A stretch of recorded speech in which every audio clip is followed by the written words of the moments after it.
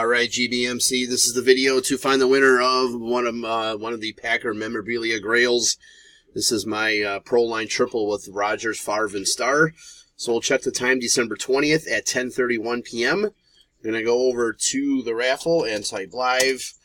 And we have December 20th at 10:31 p.m.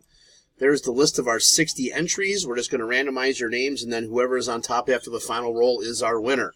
So we need a dice roll of 5 or higher. There is 6.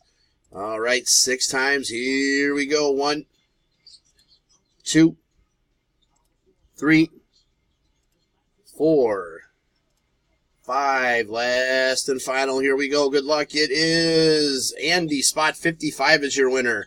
So, Andy, please get with me to collect your triple. There is our verification code, our timestamp, once again, December 20th, 10:32 p.m. That's it, guys. Thanks.